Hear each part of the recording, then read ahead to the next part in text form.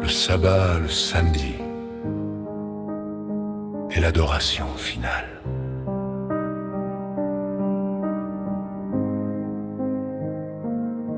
Le monde entre dans une heure grave, une heure où l'adoration est confondue, une heure où l'obéissance est redéfinie, une heure où le temps de Dieu est remplacé par le temps des hommes. Mais Dieu n'a jamais laissé le temps sans témoignage. Pourquoi le sabbat de l'Éternel correspond-il au samedi dans la langue française? Parce que le mot samedi n'est pas un hasard, il est une mémoire du temps. En français, le mot samedi vient du latin dit Saturni, ce qui signifie le jour de Saturne. Mais ne t'arrête pas au nom. Dans l'Antiquité, ce jour était déjà reconnu comme le 7e jour de la semaine.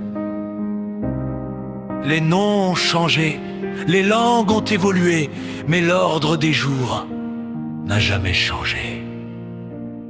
Ainsi, dans le calendrier français, le premier jour est le dimanche, puis viennent lundi, mardi, mercredi, jeudi, vendredi, et enfin, le 7e jour, samedi.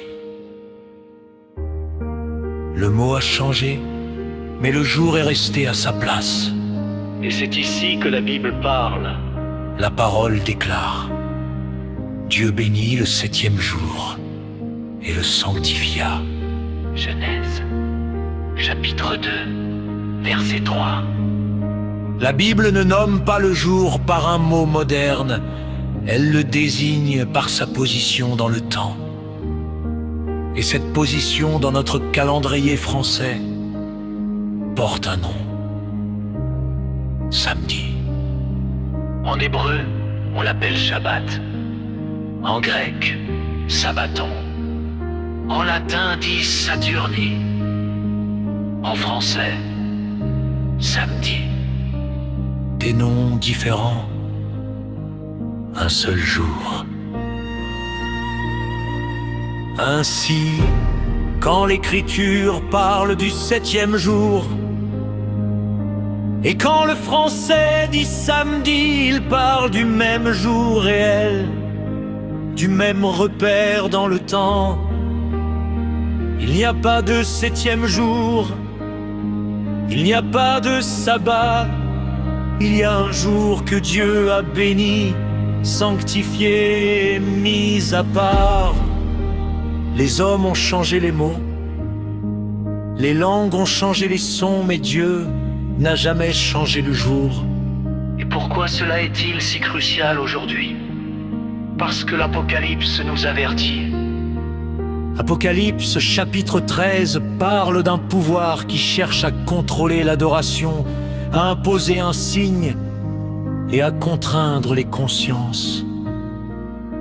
Il est écrit: elle fit que tous reçussent une marque, afin que personne ne puisse acheter ni vendre. Mais immédiatement après cet avertissement, Dieu élève sa voix.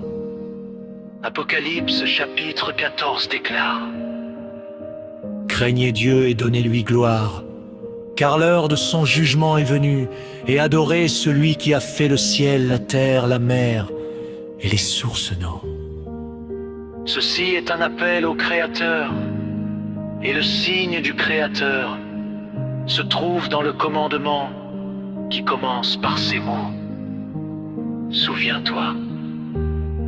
Souviens-toi du jour du sabbat pour le sanctifier, car en 6 jours l'Éternel a fait le ciel et la terre.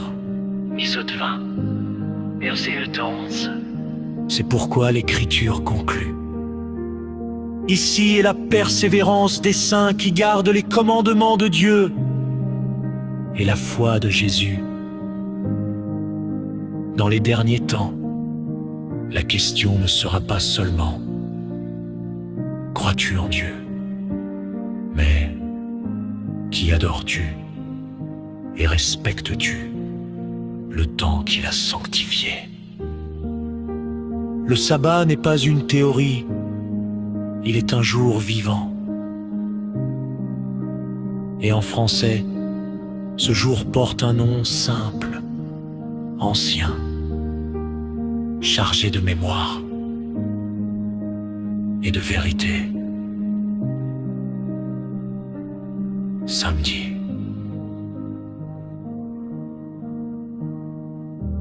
Si tu aimes Dieu et que tu crois que seul lui mérite l'adoration, pour toute l'éternité, abonne-toi. À ce Chanel, là, tu trouveras de bonne nourriture pour ton âme. Écris en commentaire, j'adorais Dieu seul. Je me mets à ses côtés. Like la vidéo et partagez-le au max à tes amis, parents, proches, collègues, afin que cette bonne nouvelle du royaume soit prêchée dans le monde entier. Alors viendra la fin. Que Dieu te protège et te bénisse. À bientôt.